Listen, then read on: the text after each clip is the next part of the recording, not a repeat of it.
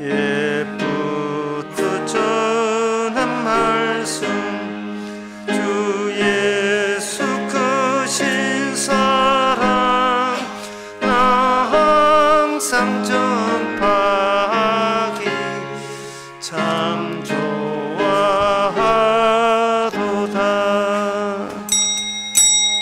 다같이 묵도하심으로 나 예배를 하나님께 드리겠습니다.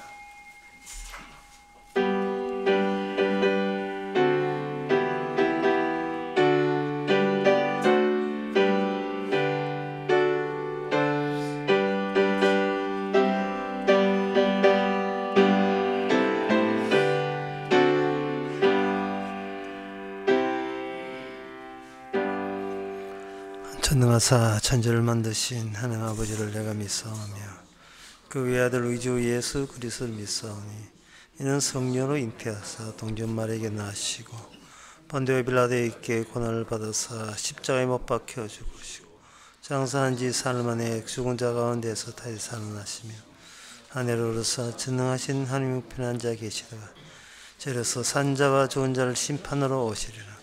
성령을 믿사오며 거룩한 공예와 성도와 소통하는 것과 죄를 사하여 주시는 것과 무릇이 사는 것과 영원히 사는 것을 믿사옵나이다. 아멘. 여호와께서 사람의 걸음을 정하시고 그 길을 기뻐하시나니 저가 넘어지나 아주 엎드러지지 아니함은 여호와께서 손으로 붙드심이로다. 하나님 우리의 발걸음과 우리의 미래와 모든 것이 우리 뜻대로 되지 않음을 감사하게 하옵소서. 주의 인도하심과 뜻대로 되어짐을 매 순간마다 그것을 실감나게 경험할 수 있는 은혜를 허락해 주시옵소서. 예수님의 이름으로 기도합니다. 아멘. 교동문 18번입니다.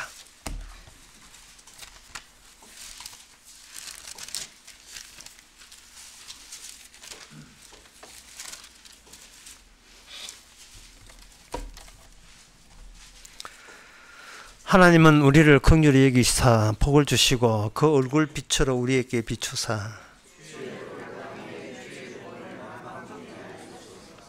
하나님의 민족들로 주를 찬송케 하소서. 열방은 기쁘고 즐겁게 노래할지니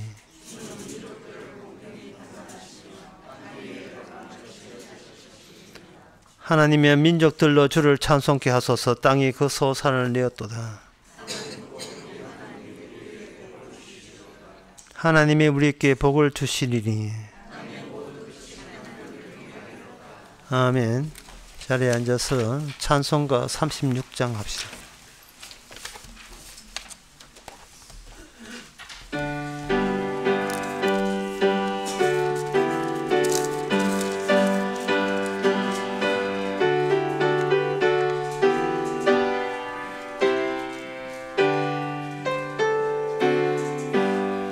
주 예수 이름 높이여 다 찬양하여라. 금열 육안을 들여서 만유의 주 찬양. 금열 육안을 들여서 만유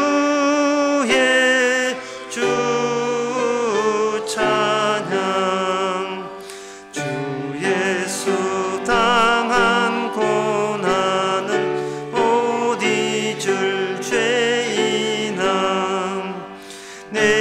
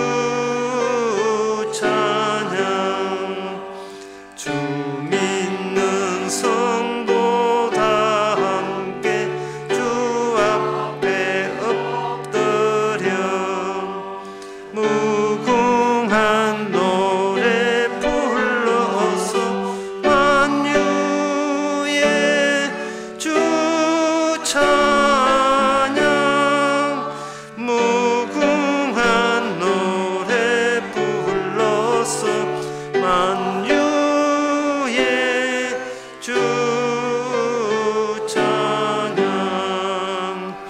아멘. 이 시간 다 함께 기도하실 때 이만도 장로님 대표해서 기도하시겠습니다.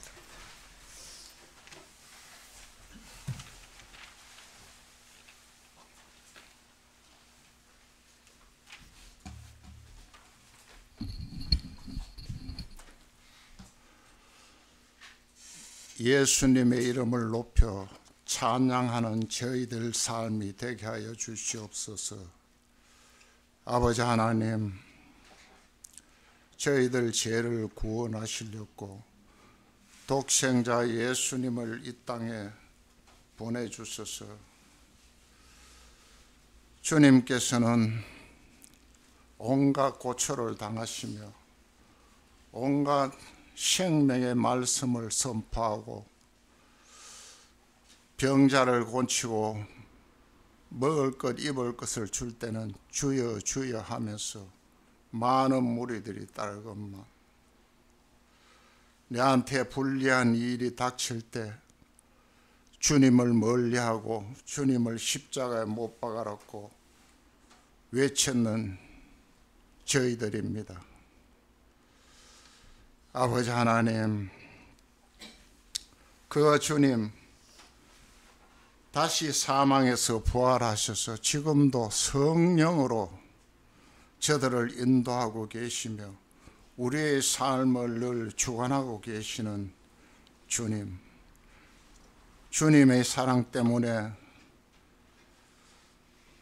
아버지라고 부를 수 있고 늘 주여 주여 부를 수 있는 저희들 삶입니다. 주님께서는 매일매일 저들에게 일과를 주시고 삶의 현장으로 저들을 인도하고 육신적으로 정신적으로 저들을 늘 수고하게 하고 그 노력의 대가로 저들을 살아갈 수 있도록 모든 필요한 것을 다 채워주시는 주님의 그 은혜를 생각할 때도 너무나도 감사합니다.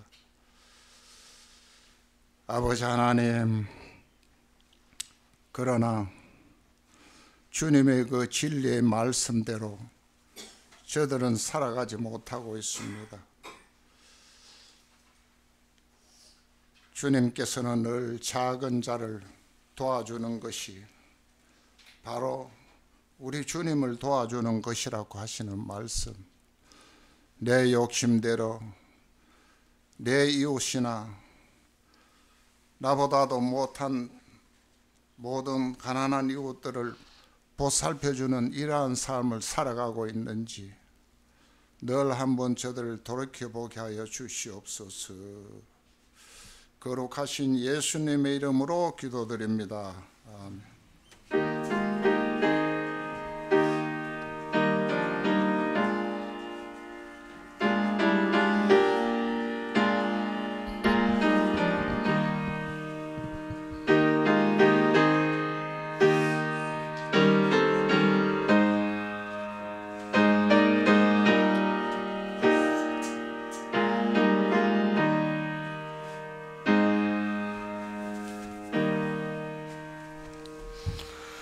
네, 이 시간 광고 시간입니다. 광고 없으면 찬송가 40장 하겠습니다.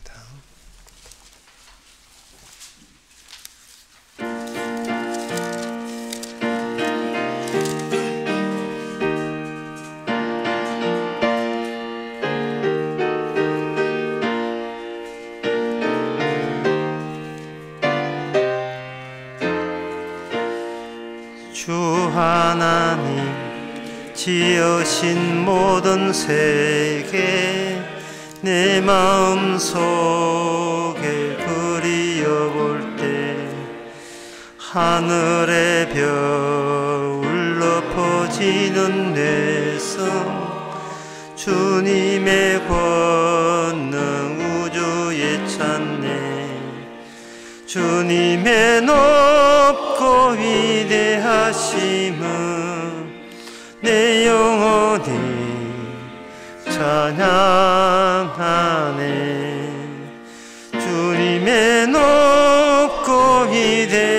위대하심은 내 영혼이 찬양하네. 숲속이나 험한 산 골짜기에서 지저귀는 저 새소리들과 고요하게 흐르는 시냇물은 주님의 솜씨 노래하도다. 주님의 높고 위대하심은 내 영혼이 찬양하네. 주님의 높고 위대하심은 내 영혼이 찬양하네. 주 하나님 독생자 아낌없이 우리를 위해 보내주셨네. 십자가에 피 흘러 죽으신 주 내 모든 죄를 구속하셨네. 주님의 높고 위대하심은 내 영혼이 찬양하네.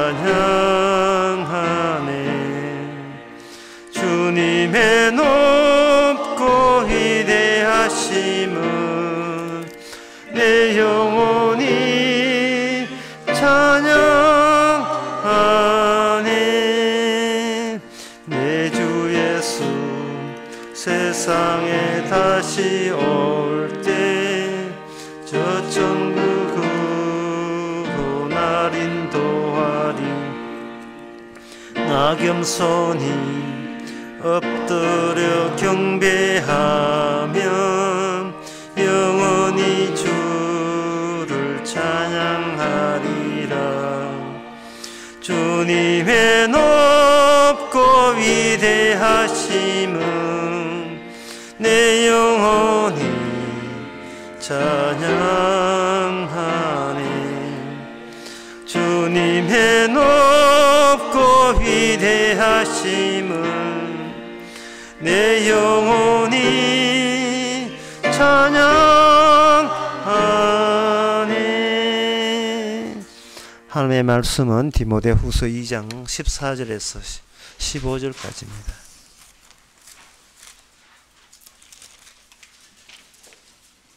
너는 저희로 이 일을 기억하게 하여 말다툼을 하지 말라고 하나님 앞에서 엄히 명하라.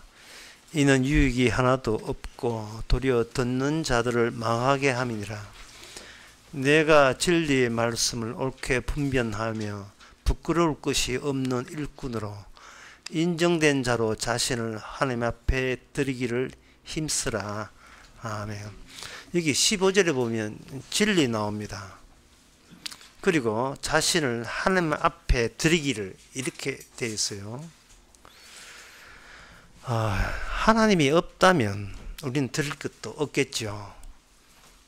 그래서 사도 바울이 지금 전제로 하는 것이 하나님이 있다는 거예요. 하나님이 계시다는 겁니다. 그리고 하나님의 계심 앞에서 어떻게 드릴 수 있느냐 하면 진리의 말씀을 옳게 분별하여 진리가 있다는 겁니다. 그래서 여기 사도 바울이 하는 이 편지의 내용은 모든 인간들이 받아들일 수 없는 이야기가 됩니다. 왜냐하면 진리라 하는 것은 옳다, 진실되다 그런 뜻인데 그 진리를 알려면 진리가 있는지를 파악을 해야 되거든요. 제가 아침에 그 교회 오는데 산들바람이 싹 불었어요. 산들바람이 부는 순간 그 60년 전에 국민학교 소풍 갈 때 산 옆을 지나가는데 거기 나무 사이에 소나무 나무 사이에서 산들바람이 불었어요. 그 산들바람이나 지금 내가 봤던 산들바람이나 똑같아요. 달라지지 않습니다. 그러니까 이게 뭐는 진리가 없다는 뜻이에요. 이 땅에는. 왜냐하면 바뀐 게 없기 때문에. 이거는 진리고 이거는 진리 아니고가 아니라 세상은 옛날 있는 그대로 똑같이 그대로 되어가는 세상 속에 우리가 그대로 놓여 있기 때문에 굳이 진리라는 것을 그게 필요할까? 진리가 없는 게 맞는 게 아닌가라는 생각을 인간들은 하게 됩니다. 이 베드로후서 3장에 보면 방금 제가 언급한 게 나와요. 조상이 잔후로 조상이 죽은 때부터 만물이 처음 창조할 때까지 그냥 있다. 그냥 있다. 옛날부터 이 세상은 달라질 게 없었어. 달라질 게 없는데 이 말은 진리는 없다는 뜻입니다. 이제 첫째는 하나님이 있다는 것도 확인되지 않았고요. 그 다음에 진리가 있다는 것도 이제 말이 되지 않죠. 그러니까 이렇게 볼 때 사도 바울의 말 자체, 이 성경 자체를 나랑 상관없는 이야기 쭉 밀어내죠. 밀어낼 수밖에 없어요. 옛날에 인간은 그렇게 살아왔고 지금도 그렇게 사는데 그렇게 사는 대로 그렇게 살면 되죠. 굳이 진리를 찾아야 돼요. 굳이 하나님 앞에 내볼 하나님 앞에 드릴 사람으로 바뀌어야 됩니까? 그럴 필요를 전혀 느끼질 않아요. 우리가 평소에 살아가는 것은. 근데 지금 사도 바울은 하나님 들이밀고 진리 들이미니까 이제 우리가 할 수 있는 것은 사도 바울 편지를 밀지 말고 이제 밀치는 것밖에 없지요. 그래서 이 성경을 대하면 우리는 성경을 대할 때 뭐 믿어 볼란다, 바르게 살아 볼란다 하지만 우리 마음속에는 성경이 어떤 내용이냐 하면 거짓말 같아. 예, 그 안 믿어도 이거 신경 안 써도 상관없을 것 같아요. 1970년대에 그 이미 죽었습니다만 그 여자 가수 이수미가 불렀던 가사가 문득 생각이 나요. 그게 어떤 가사냐 하면 거짓말 같아서 예. 그 가사에 보면 믿을 수 없었어. 이게 제목이 뭐냐 마지막 편지라는 노래예요. 성경 전체가 믿을 수가 없고 거짓말 같아요. 사도 바울은 바로 진리를 언급할 때 그렇게 세상을 보면서 이 진리를 언급한 거예요. 뭐라고 하냐 하면은 사도 바울의 그 편지 내용을 함축해서 보면 진리는 한때 있었지만 지금은 없어졌다는 겁니다. 이게 굉장히 무서운 이야기인데요. 나는 진리고 길이고 생명이라는 분이 이 땅에 잠시 왔지요. 근데 그분이 도로 자기 나라 가버렸어요. 진리가 잠시 나타났다가 없어진 겁니다. 한때 있었지만 없어진 거예요. 이것은 무엇을 뜻하냐 하면은 현재 모든 인간이 한때는 이 땅에 있어요. 태어나서 삽니다. 하지만 한때는 있지만 언젠가는 없어져요.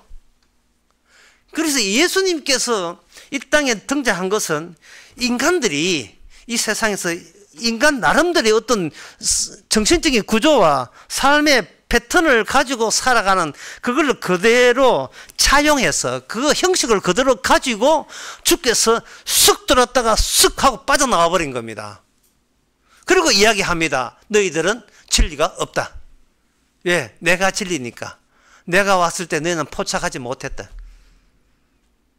나는 왔다가 빠져나오면 말미암아 졸지에 진리가 한때 있었으나 아무도 알지 못하는 그 사실로 인하여 이 세상은 진리가 아니고 불의가 되고 말았다는 겁니다.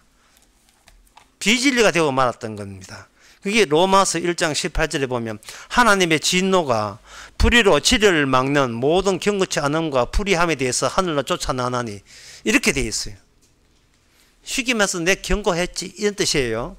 내가 너희께 진리에 대해서 관심 있는가 내 아들 보내봤는데 역시 너희들은 진리에 대해서 관심 없었어. 이제 그 다음에 내가 가만둘 줄 알아. 그 다음부터는 하나님의 진노가 와서 이 지구를 폭발시켜 버린다는 거예요.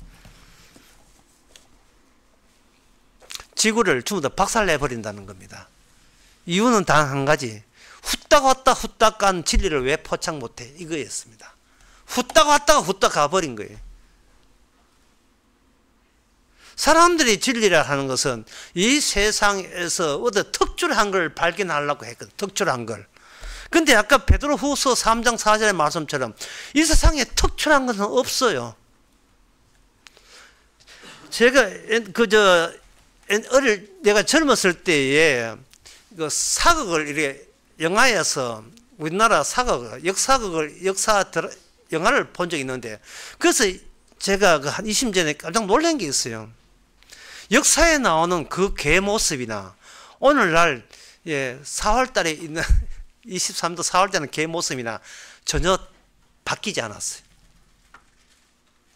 그걸 보고 왜 제가 놀랐느냐 하면은 사람은 뭐 유행 따라 바뀌고 시대가 바뀌고 과학이 발달하고 문명이 달라졌다 아무리 그렇게 우겨도 개를 보세요. 개를 보세요. 개는 한결같아요. 인간이 자기를 꾸미고 위장하고 변장을 온 술수를 다 품어도 개가 달라지지 않는 것처럼 인간도 바뀐 적이 없습니다. 한결같아요. 이 말은 진리라는 것은 진리라는 그냥 있는 거고 새삼스럽게 외부에서 투입되는 거냐 그냥 있는 거고 그냥 흘러가는 거고 따라서 그냥 살면 되지 굳이 진리에 대해서 새삼스럽게 뭐 특별한 진리가 있느냐 찾을 필요가 없다는 것이 이 모든 인간의 공통적인 생각입니다. 그럼 공통적인 생각인데 따라서 굳이 어떤 특화된 진리에 대해서 진리에서 무슨 소리 하게 되면 내한테 그런 거 나 믿으니까 그런 거 거짓말 같아. 믿을 수 없어. 그건 내치게 돼 있어요. 인간은.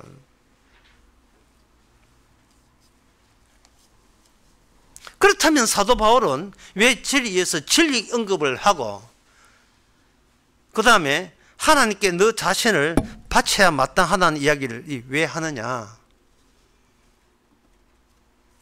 그것은 바로 모든 인간이 없어지기 때문에 그렇습니다. 사도 바울은 없어지는 것에 주목합니다. 있음을 보되 그 있음이 없어진다는 그 연결선을 가지고 보는 겁니다. 진리는 없어. 세상은 바뀐 게 없어.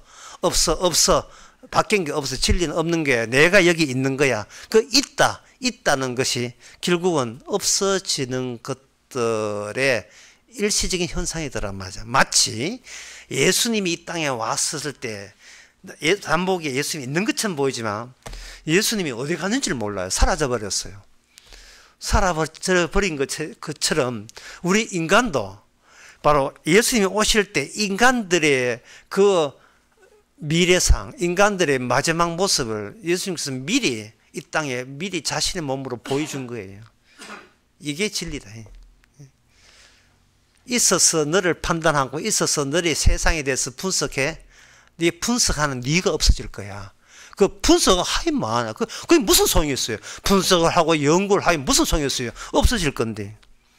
시편 37편 10절에 보면 잠시 후에 악인이 없어지리니 네가 그것을 자세히 살필지라도 없으리로다. 모든 것은 다 없어집니다. 그렇다면 사람들은 생각해야 돼요. 왜 잘난 내가 왜 없어지는가? 왜 없어지는가? 없어지는데 이유가 있어야 되잖아요. 없어지는 게 이유를 알아야 있는 이유도 알게 되니까요. 그런데 인간은 있는 이유 모르면서 있으니까 그냥 계속 있자 하는 식으로 어거지로 살아가고 있습니다. 그런데 어거지로 살아가면 그렇게 어거지로 살고 잘 살면 되는데 인간들이 뭘 느끼느냐 하면은 계속해서 자기 내부에 어떤 결핍을 느끼는 거예요. 모자람을 느끼는 겁니다. 그걸 요한복음 4장에서는 여인이 우물가에 물을 반복적으로 길러오는 거예요. 우리 보기에는 이거는 너무나 정상적인 행동인데 주님 보시기에는 그걸 정상으로 보지 않아요. 네가 맛이 같구나 이래 봐요. 왜 우물에 계속 물을 길러 오는 거야? 아마 여인이 이야기해서 목마르니까 물 기르지요. 주님 이야기합니다. 왜 목말라? 왜 목마른데? 한 번도 태어나서 한 번도 생각해 본 적이 없어요. 왜 목마른데? 왜 밥 먹고 4시간 지나면 왜 배고픈데? 왜 햄버거에다가 튀김 감자 튀김밥 왜 그걸 먹어야 되는데? 한 번도 그걸 생각 못 한 거죠. 이게 우리가 없어질 요랑이구나. 없어질 팔자구나. 운명이구나. 없어질 게 뻔한데, 뻔하다는 진리라는 뜻이에요. 우리가 태어나서 죽는 게 뻔한데 우리는 계속 살려고 하는 거예요. 어떤 사람 마음입니다. 전세 사기 당했다는 거예요. 돈 다 날렸다는 겁니다. 사람들은 뭐를 진리라 하냐면 없는 사람 도와주고 사기 당한 사람 사기 안 당한 게 이게 진리라고 생각합니다. 성경은 뭐라고 하냐 하면은 약자 코스프레 하지 마라. 이 땅에 피해자는 단 한 명도 없습니다. 네가 사기를 안 당해야 될 이유를 내봐라. 내가 사기를 안 당해야 내가 좀 더 여유있게 살 수 있다는 거예요. 살아서 뭐 하는데? 없어질 게, 살아서 뭐 하는데? 그래도 살고 싶다는 거예요. 그게 결핍이라는 거예요. 결핍 자체가 주님 보시기에, 하나님 보시기에 이 문제가 보통 큰 문제가 아니에요. 결핍이라는 거. 결핍은 종속입니다. 노예예요. 결핍은 어느 누구한테 노예된 상태, 묶인 상태예요. 결핍됐다는 것은 자유가 없다는 뜻이에요. 사로잡힌 상태예요.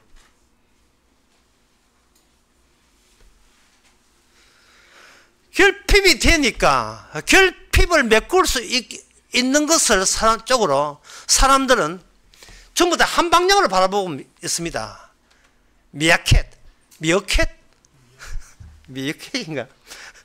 이게 고양인데 딱 한 방향, 온 식구가 한 방향, 패밀리가 한 방향으로 바라보고 있어요. 인간은 한 방향으로 바라보고 있습니다.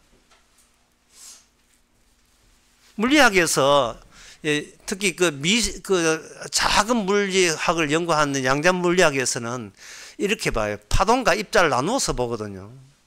파동은 연속성이에요.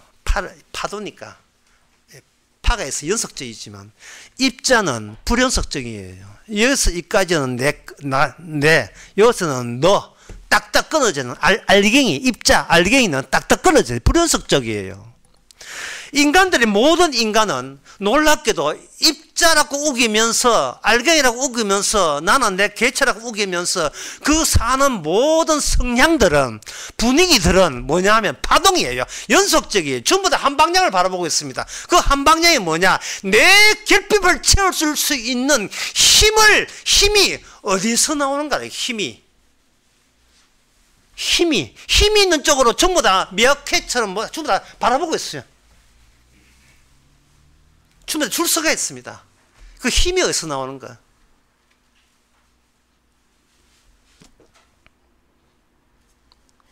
사기당해서 정부 보건 몰아내라 한 그 인간들은 결핍 폭이 늘어난 거예요. 그러니까 사기당하기 전부터, 전세 사기당하기 전부터 이미 한 방향을 바라보고 있어요. 너도 다 똑같이. 사람은 힘이 있어야 산다는 거예요. 그 방향.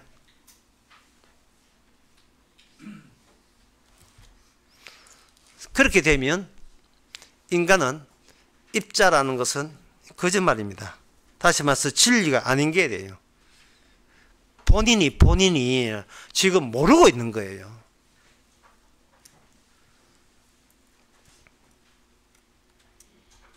성경에서 그 창세기에서 이렇게 이야기합니다. 창세기 3장에서 2장 3장에서 선악과 따먹지 말라고 이야기했어요. 선악과를 따먹고 난 그런데 그저 악마가 인간에게 매력적인 제안을 해서 인간의 조상은 그 선악과를 따먹게 되었습니다.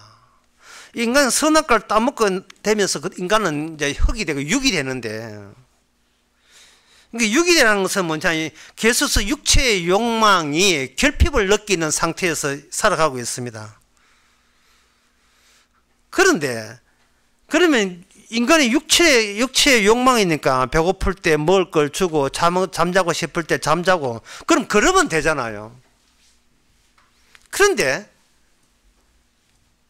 인간이 죽음 이후와 인간이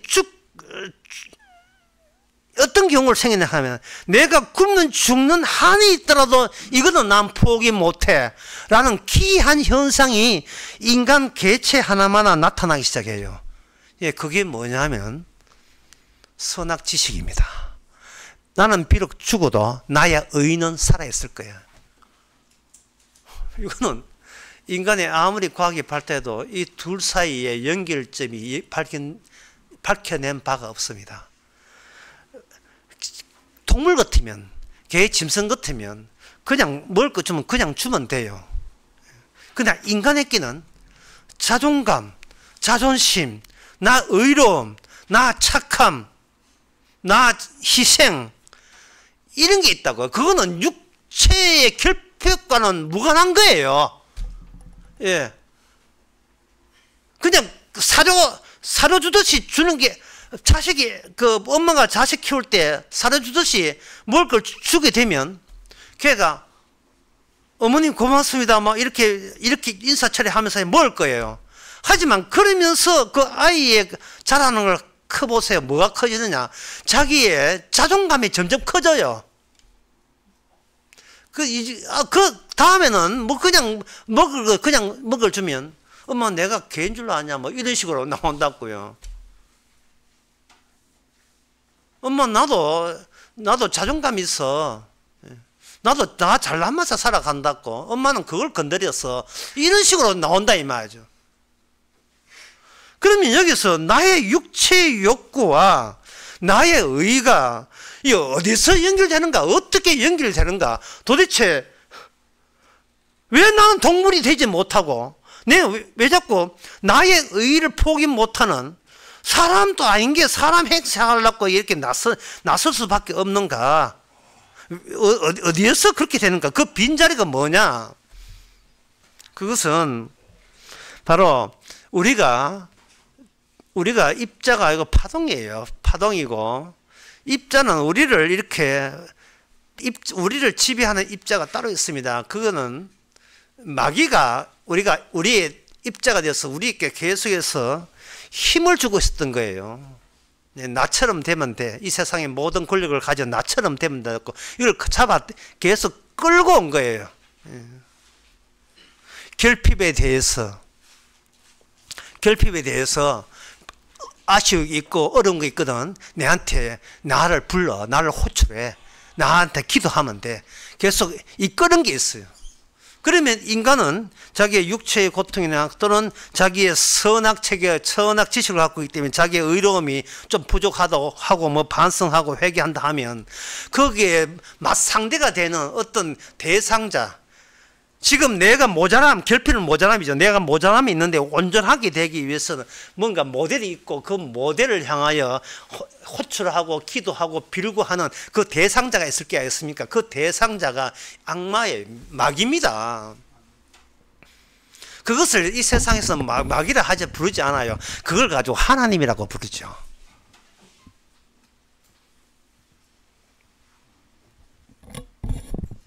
그 하나님 뭐냐? 진리의 대체물이에요. 진리의 대체물.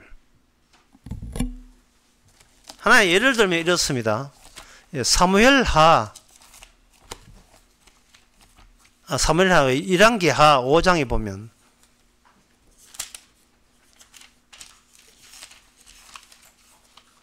나하만 장군이 나오는데 그 사람은 시리아의 군대 장관, 그 당시엔 아람이죠. 아람 나라의 군대 장관이었는데 그 사람이 그 문둥병 되어가지고 자포자기하고 있을 때에 포로 잡혀온 소녀, 이스라엘 소녀가 팁 주겠다고, 좋은 아이디어 주겠다고 이야기합니다. 뭐냐 하면 우리나라에 가면 엘리사 선지자가 있는데 만나보시면 죽을 병도 낫습니다.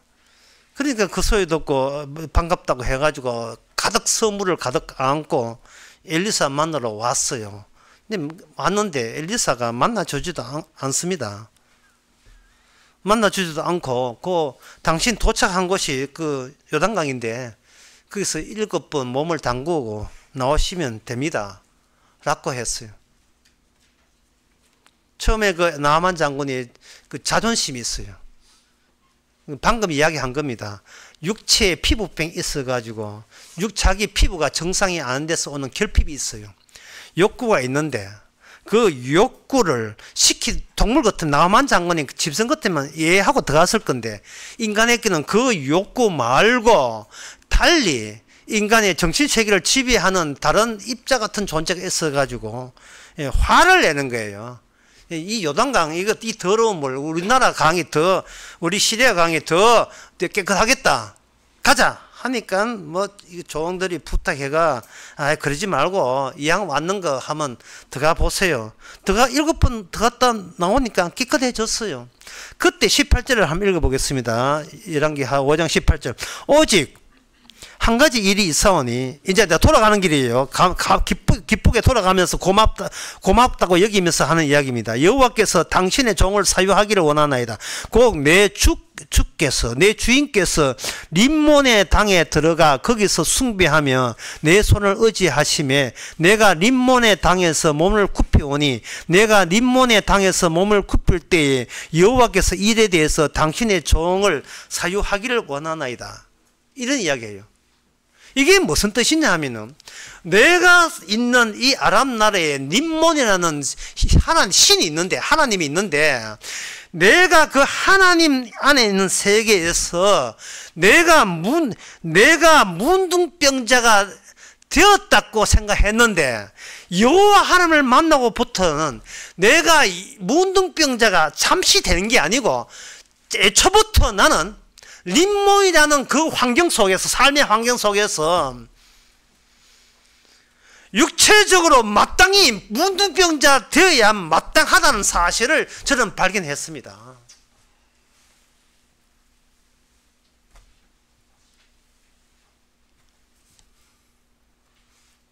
그러니까 이 나하만 장군이 나하만 장군 보고 엘리사 선지자가 요단강에 가라고 하는 것은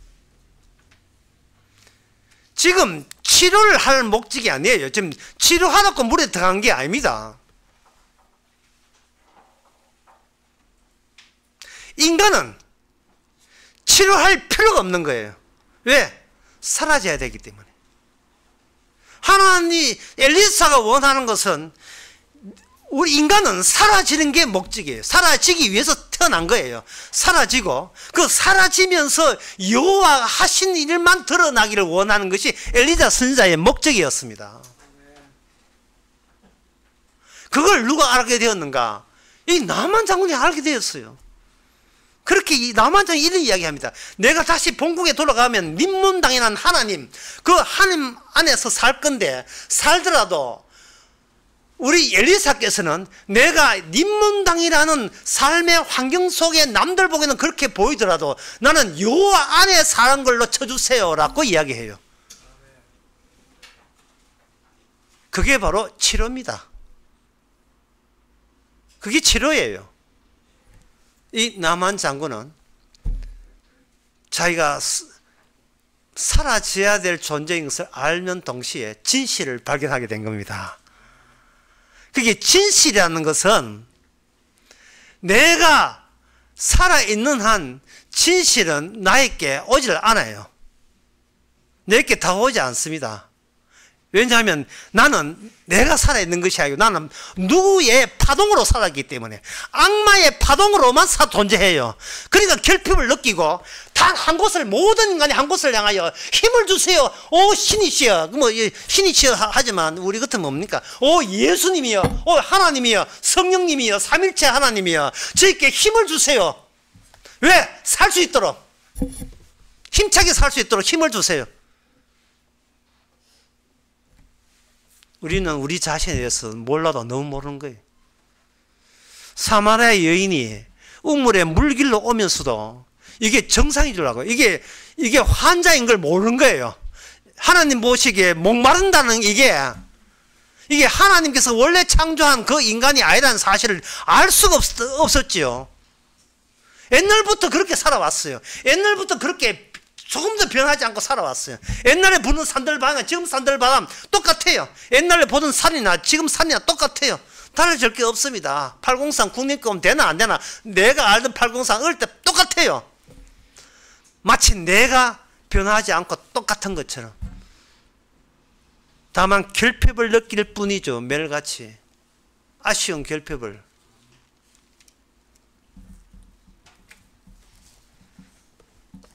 같은 애가 룻기에도 나옵니다. 룻기에 거기 룻이라는 여인이 있는데 모압 여인이죠. 남편하고 결혼했는데 남편 졸지에 죽고 말았어요. 그리고 시아버지도 죽고 말았습니다. 룻이 생각했어. 룻이 나중에 알아봤어요. 내 남편, 멀쩡한 내 남편 왜 죽고 우리 시아버지 왜 죽는가 보니까 여호와 하나님이 죽였어요. 자기 본토 약속의 땅을 버리고 가문 피해서 이 모압 땅으로 갔다는 이유 때문에 여호와 하나님이 죽였어요. 그러면 룻은 그 소식이 너무나 반가웠던 겁니다. 사람이 살아있는 게 아니고 진정 살아있는 것은 여호와 하나님이 사람보다 더 생생하게 살아있다는 사실을 발견했습니다. 어떻게 그 살아있는 하나님을 포기할까요? 그걸 버릴 수가 있습니까? 이미 귀에 들려왔는데요. 자기 백성이 약속의 땅을, 계약을 위반했다고, 언약 위반했다고 하나님께서 대번에 치시는, 그 치시는 하나님을 어찌 놓칠 수가 있습니까? 사람 살다 보면 가뭄 들 수도 있고 이사할 수도 있는 문제지. 힘들면 딴 데 가고 또 여유 있으면 다시 돌아오면 그만이잖아. 이게 모압 여인, 모압 시절 때 알던 여인의 모든 것이었어요. 그게 전부인 줄 알았습니다. 아니 남들처럼 그렇게 비슷하게 살면 되잖아 라고 생각했던 것이 우리들의 일상이었지요. 하나님의 율법 어겼다고 때려 죽여버리는 그 하나님, 얼마나 간만에 알게 된 반가운 소식입니까? 죽이시는구나. 예. 이렇게 죽인다가 아예 죽여버렸어. 자기 남편 죽이고 시아버지 죽여버리고 자기 누굽니까? 그 시동생도 죽였어요. 나오미가 자기 며느리를 뜻보고 네 팔자나 내 팔자나 아야야 우리 팔자가 왜 이러나, 이제 그만 인연 끊자. 인연 끊고 우리 이 동네 우리 시가집 팔자 알지? 괜히 엮여 가지고 네가 이익 볼 거 하나도 없다. 아주 젊으니까 팔자 건치고 새 시집 가가지고 좋은 남편만 살아라. 그렇게 하니까 룻이 1장 16절에서 그 어머니가 이런 얘기했죠. 나는 내가 이름은 나오미 기쁨이지 하지만 사실은 이름 바꿔야 돼. 나 슬픈 여인이야. 내 화자 슬픈 일만 생길 거야. 이렇게 하니까 룻이 하는 말이 바로 그렇게 만든 하나님이 나의 하나님이십니다. 그렇게 만든 하나님이 나의 하나님입니다. 엄마는 나오미에서 말하됐지만 나는 나가 그 기쁨을 제가 갖겠습니다. 제가 기쁨이에요. 율법대로 살면 주께서 지켜주신다는 거. 이 찬스를 내가 놓칠 수가 없어요. 두 번 다시 올 수 없는 찬스.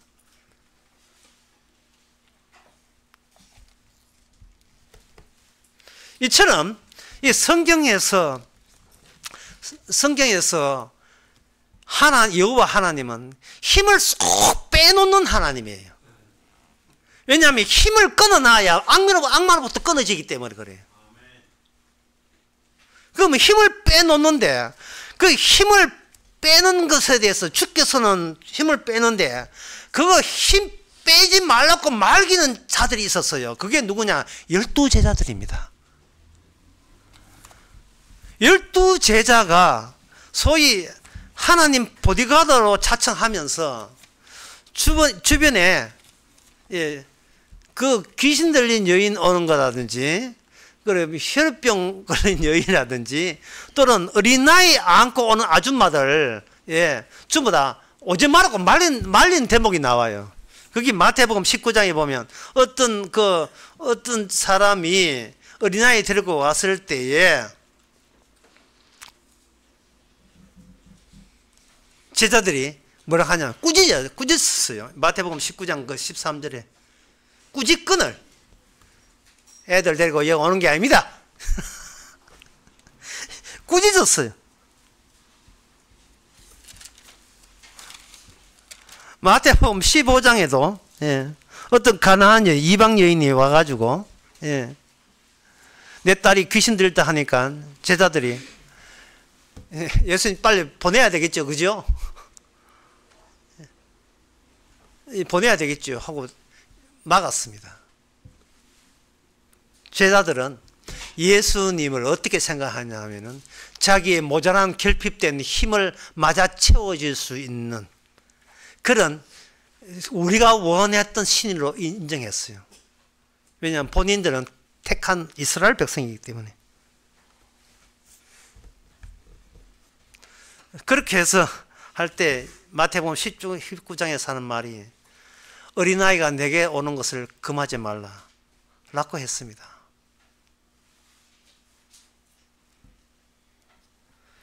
피터팬은 절대로 어린이 되어서는 안 돼요. 피터팬은 그런 사람이 있어요. 피터팬은 아닌데 늘 어린아이예요. 주께서는 힘을 쏙 빼버린 사람들을 원합니다. 세리와 창기와 강도와 죄인들, 이 사람들은 힘이 다 빠진 사람이라서 더는 자기의 육체의 욕구와 자기의 의로움 사이의 관계가 끊어진 사람들이에요. 나 도와주세요가 아니라 주여 그냥 버려도 괜찮아요 하는 사람들. 이제 나의 자존감, 자존심 그과의 관계가 끊어졌어요. 선악 지식과의 관계가 끊어진 상태. 그딴 거, 이 사태가 이런 사태가 되는데 뭐 그딴 거 내가 남한테 참 사람 좋으네, 착하네, 훌륭하네, 거룩하네, 어려움네, 경건하네 그딴 이야기 내한테 들을 필요가 없는 사람 되는 사람.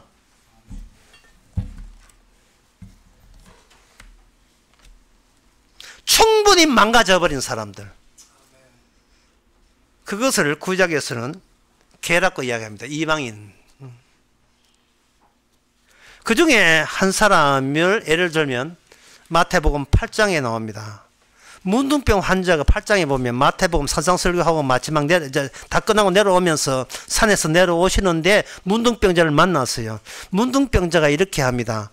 주여 저를 어떻게 불쌍히 봐달라 할 때에 내가 너의 병을 고치되 반드시 건치고 난 뒤에는 이게 중요해요. 건치고 난 뒤입니다. 건치고 난 뒤에는 너의 몸을 제사장께 보여서 모세가 명한 예물을 드려 저에게 증거하라 이렇게 되어 있어요.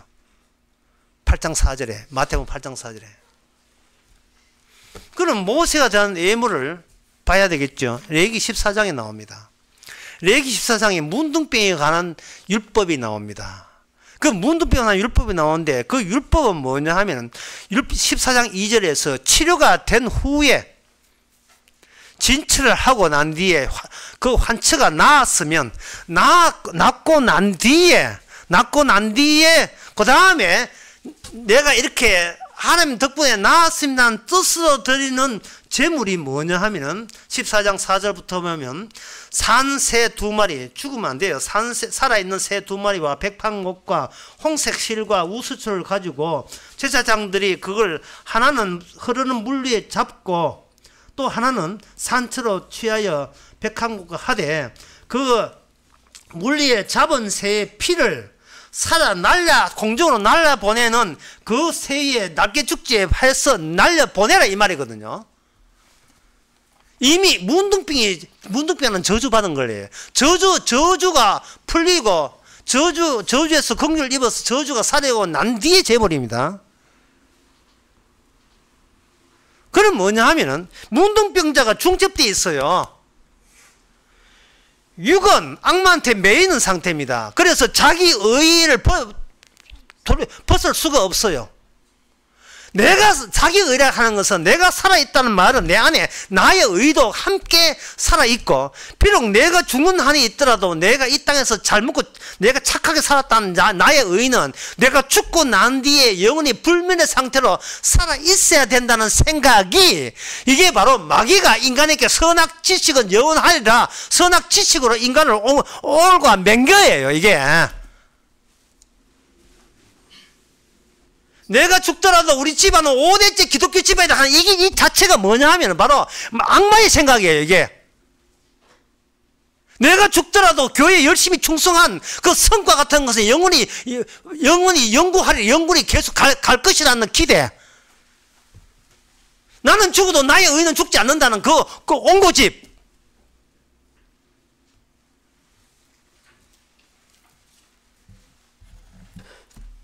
주님께서는 그걸 어떻게 해결하는가? 중첩이니까 순간적으로 성령을 받게 되면 순간적으로 몸이 붕 떠간 상태가 돼요. 붕 떠서 내 몸을 다른 몸이 그리스도 안에 있는 몸이 내 몸을 보는 거예요. 그리스도 안에 있을 때는 나는 죽은 자로 발견되거든요. 죽어버린 내가 아직 죽지 않고 버티고 있는 나를 바라보는 시기다 이 말이죠. 이게 성령 받으면 그렇게 돼요. 요한 1서 5장에 보면 성령은 5장 7절에 보면 성령은 진리다 이렇게. 성령이 진리예요.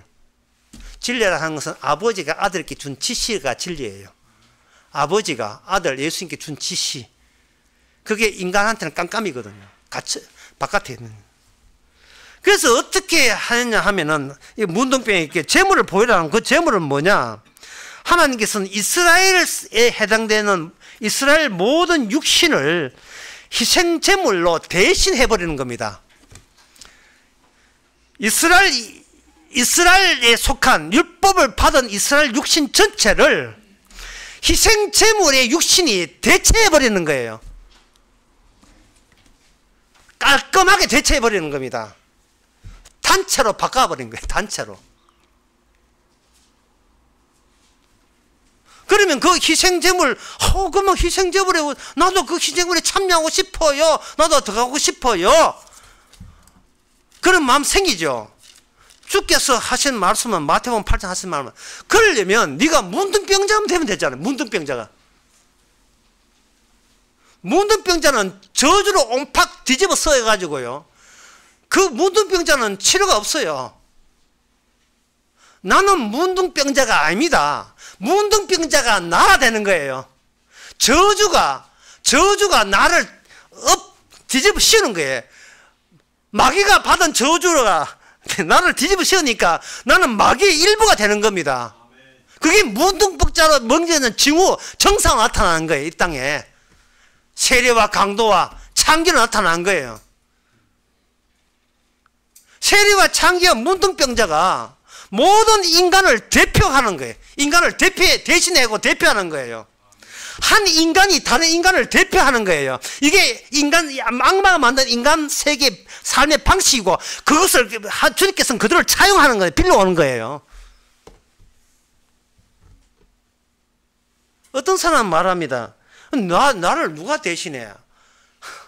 정말 진짜 그 사람들은 정말 누가 나를 대신하면 국회의원들이 대신하죠. 그게 민주주의 제도 아닙니까? 의회 제도.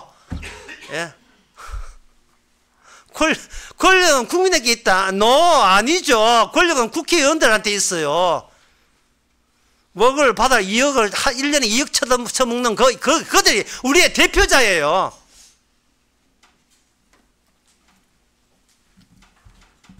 대통령 욕하면서도 대통령 찾는 이유가 뭡니까? 인간 세계에서는 나의 결핍을 채우기 위해서 대역자를 모집한 겁니다. 대역자를 찾아요.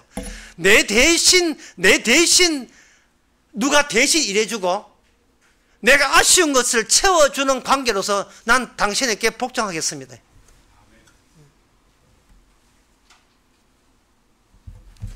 우리 부장님, 능력 많으신 부장님, 우리 능력 많으신 과장님 열심히 아이디어 창의성 발휘해가지고 우리 회사 발전해서 발전해가 월급 올라가서 그 월급 더불어 내가 좀 놀면서 잔업 없이 놀면서도 친구들께 칭찬할 만한 막대한 연봉 챙길 수 있는 그런 훌륭한 우리 과장님, 부장님 되시옵소서. 이런 식으로 대기업에 취업하고 있는 거예요. 대만 잘라버려. 대만 잘라버려. 어디서 놀고 먹으려고. 근데 놀고 먹는 게 우리 신본데 어떻게 합니까? 그게 우리 신본데요. 사마리아 여인이 야곱의 우물, 야곱은 하나님 복 받는 사람의 우물을 제가 덕을 보겠다는 거예요.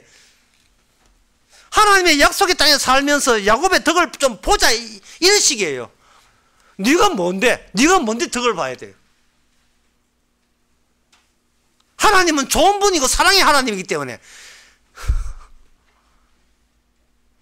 그러니까 힘을 안 뺀 거예요. 못 뺀 거예요. 인간은 하나님이, 예수님은 자기 자신의 아쉬운 걸 대신하기를 원하고 있습니다. 그래서 주님이 대신 십자가 진 걸 그렇게 좋아해요. 성경은 그게 아니고 우리가 예수님의 대역이에요. 예수님이 우리의 대역이 아니고 예수님이 우리의 대역이에요. 왜냐하면 예수님은 죄인으로 오셨기 때문에. 예수님은 대역의 대역이에요. 대역의 대역.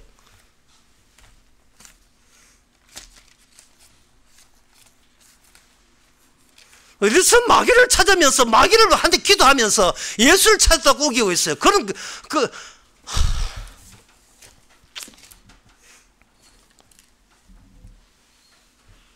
그거는 정말 사기입니다. 전세 사기부터 해가지고 주식 사기부터 해가지고 임창재 왜 나오나? 이 모든 사기는 왜 사기를 당한 줄 알아요? 바보 되기 싫어서 그런 거예요. 바보 되기 싫어서. 왜 교회 나옵니까? 이렇게 남들 다 천국 가는데 니 뭐하고 있느냐? 니 천국 뭔가 지옥 가면 니가 쪼다되잖아. 그런 주장 자체가 사기입니다.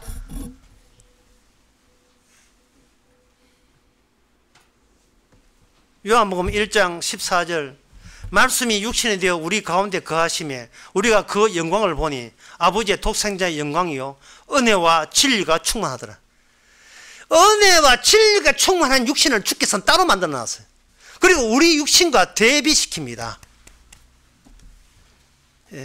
유대인들이 자기의 고통받는 자기 유대 민족의 비참한 현실을 대신 갚아주기 위해서 그들은 메시아를 기다렸어요.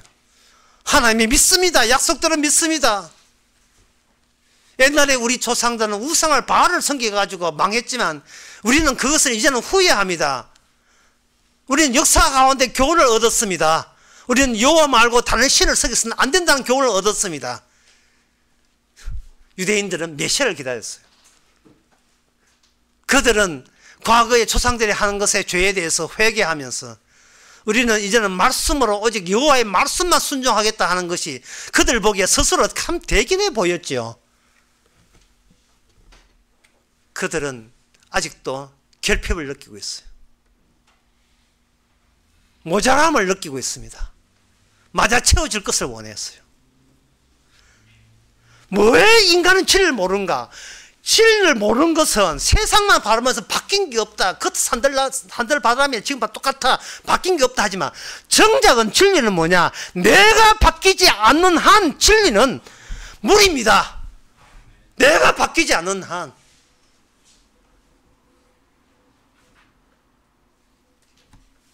그래서 주님은 이렇게 이야기합니다. 요한복음 6장 53절에서 55절까지 내 살과 내 피를 마시지 아니하면 너희에게는 영생이 없다. 육신을 먹는 거예요. 그 제물화된 육신을 먹는 거예요. 우리를 대신하는 것이 아니고, 주님은 우리를 대신한 것이 아니고, 예수님의 대역에 니도 참여를 해줘야 비로소 너희들이 이 죽은 예수님의 대역이 될 수 있다는 거예요. 마치 그 구조가 마치 전에 네가 예수님 오시기 전에, 진리 오기 전에 네가 마치 너도 모르게 악마의 대역인과 똑같은 그런 구조, 그 구조를 주님께서 차용하신 빌려온 거예요.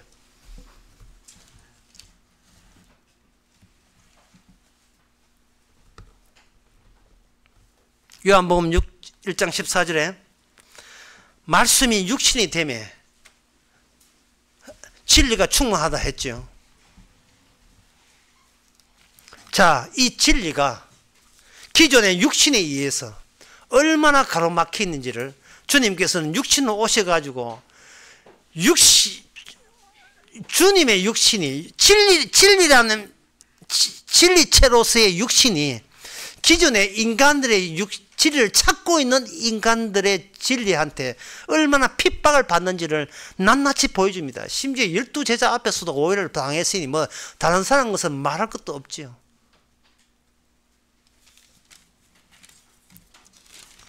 요한복음 3장에서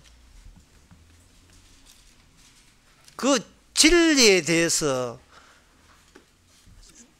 예수님의 육신이 이미 독점을 했어요. 독점을 하니까 그 예수님 당시에 그 유대인들이 이렇게 묻습니다. 당신 그 학교 어디까지 나왔어? 이래 물어요. 학교.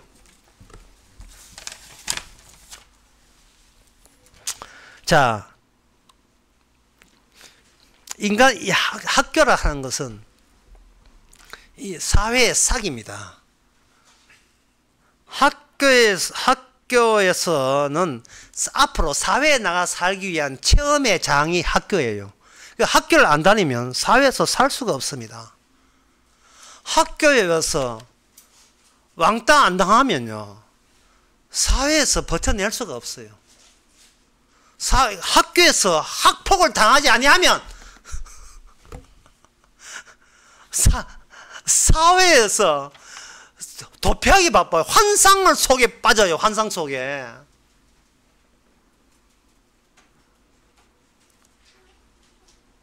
학교에서는 입자를 배운 게 아니고 파동을 배우는 거예요. 니나 내나 똑같은 연속성 안에 같은 처지에 있고 힘이라는 연속성. 누가 힘을 가진 자에 가까이 가느냐 가차이 가느냐에 따라서 그걸 출세했다고 이야기하는 겁니다. 힘에서 멀어지면 그거는 인생 망했다고 이야기하는 거예요. 그걸 학교에서 배우는 거예요. 그러면서 그 바리새인 보고 당신 어느 학교 나왔어? 신학교 어디 나왔어? 이런 식으로 그 묻는다는 말은 본인들은 최고 대학을 나왔어요. 최고 대학을. 가마니엘 문화에서 태어난 출신자, 요즘은 서울대학 출신자, 이름은 사울, 나중에 사도 바울이 된 사람, 율법에 정통한 사람, 율법이 나에게 힘이 되리라고 생각해서 율법에 매진한 사람, 그 율법으로 무장된 육신, 그 육신이 마귀의 가연차라는 사실을 그 누가 알았겠어요? 제가 그 대구 질문 답변에 그 답변하기를 이렇게 답변했죠. 신학자 치고 신자인 사람이 없다고요. 그 신학자는 힘을 뺄 줄을 몰라요. 한 가지 예를 들겠습니다. 자, 인간이 얼마나 진리에 대해서 무지한지 한 가지 예를 탁 던지면 알 수 있어요. 인간은 왜 남자와 여자로 구성되어 있는가? 답변하세요. 하나의 진리가 무엇인가를, 인간이 얼마나 진리에 무지한가를 보여준 사례예요. 인간은 왜 남자와 여자로 되어 있습니까? 그렇게 하면 세상에 학교에서 배운 사람들은 지식을 총동원 다 해요. 자, 보자. 동물보다 조사, 동물 조사를 하니까 모든 것은 유성생식이 있더라.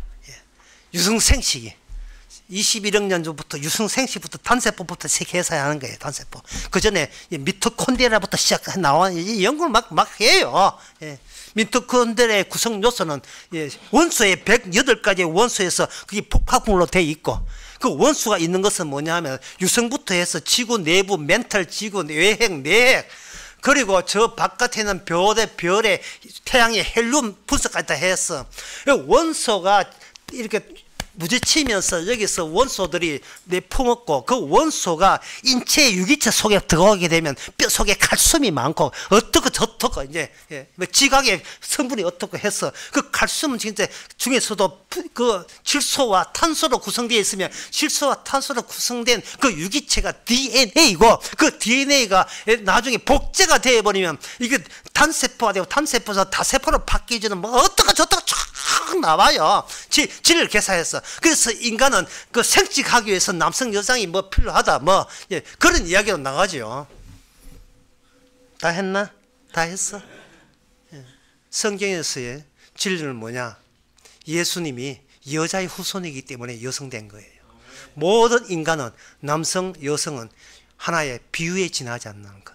다시 말해서 이 세상의 모든 것은 하나님 나라 천국을 보여주기 위해서, 예수의 나라를 보여주기 위해서 피조 세계 수준에 맞추어서, 사라질 것에 맞추어서 영원한 것을 뽑아내기 위한 바탕이 남성과 여성이었습니다. 어떤 사람도 여자의 후손이 될 수 없다는 거예요. 오직 예수님밖에 없다는 거예요. 이게 진리예요. 근데 진리는 뭐냐? 예수 그리스도의 십자가 사건에서 모든 의미가 터져 나와서 예수님의 십자가에 모든 인간은 저주받아 죽어 마땅함이라는 의미를 경유해야 이게 진리가 되어버리는 겁니다. 그렇지 않으면 진리가 아니에요. 사람은 죽어가면서, 내가 죽어가면서 지구 역사가 몇 년이고 우주가 몇 선이고 원소 어떻고 양자 이역학이 이론이 어떻고 수학이 어떻고 그러면서도 하면서도 나중에 이제 양배가 죽어가면서 양자 이론이 애매해 죽어보는 게 왜 죽는데? 평생 살면서 왜 죽는 이유를 몰라요. 죽는 이유는 죽기 위해서 십자가 의미를 드러내기 위해서 우리가 죽어야 되는 거예요. 그게 성경에 나옵니다. 고린도후서 5장 14절. 생각컨대 한 사람의 모든 사람을 대신하여 죽었은즉 모든 사람이 죽은 것이다. 예수 그리스도가 이 땅에 반드시 죽고 부활로 메시아인 걸 증명하기 위해서 주께서는 자기 먼저 아담을 만드시고 아담에 속한 모든 자들이 죽어 마땅하다는 겁니다. 그런데 악마는 뭐냐? 네가 죽었으면 안 되지. 너는 아까운 거야. 선악 지식이 있는데 아까워서 못 죽지. 그러니까 죽더라도 새끼 놓고 자식 놓고 너는 너의 의로움은 영원히 기념되게 하라. 그래서 이 땅에서 나중에 굶어 죽으면서도 그래, 나는 지금껏 살면서 난 뒤돌아보면서 참 내 방식대로 난 후회 없이 살아노라. 꼴까닥 죽는 거예요. My way. 프랑크 시나트라부터 My way. 마지막 커튼을 칠 때 나는 내 방식대로 살아왔노라. 나는 후회하지 않노라. 뭐요 도대체? 나는 길이요 진리요 생미라. 그건 어디 있습니까? 내 살과 내 피가 바로 마지막 언약입니다. 그게 진리의 언약은 우리를 제끼고, 인간은 인간하고 상대하지 말라는 거예요. 인간은 악마와 이미 상대되어 있기 때문에 사람이 상대하는 것은 의미 없는 거예요. 너는 살아오면서 악마와 상대했듯이 이제 내가, 이 하나님이 예수님 내가 너와 직접 상대해 주겠다. 그래서 요한일서 5장에 보면 성령이 바로 5장 7절에 성령이 진리입니다. 주께서 직접 우리에게 찾아오셔서 우리를 만나 주시는 것. 그래서 예수 안에서 이미 우리는 속 시원하게 이미 죽은 자로서 살아가고 있다는 것. 그리고 아직 우리가 살아있는 것은 내가 살아있는 것이 아니라 나를 하나의 같아 모형으로 사용해서 내 안에 그리스도가 살게 하시는 방식입니다. 마치 불신자들이 악마의 모형으로 바비 인형으로 살듯이 우리는 예수님의 바비 인형으로 살아가고 있는 중입니다. 기도하겠습니다. 하나님 아버지, 우리 자신을 다시 십자가에서 나온 의미로 안에서 다시 보게 하옵소서. 아무리 살펴보고 아무리 분석하고 아무리 탐구하고 아무리 연구해도 진리가 보이지 않았던 것은 바로 우리 자신이 진리를 가로막고 있었기 때문에 그런 줄 이제는 발견케 하여 주시옵소서. 그런 우리를 날마다 치워버리고 십자가 앞에 세워서 십자가를 증거하는 천국 백성으로 살게 하옵소서. 예수님의 이름으로 기도합나이다. 아멘. 다 일어나서 찬송가 162장 합시다.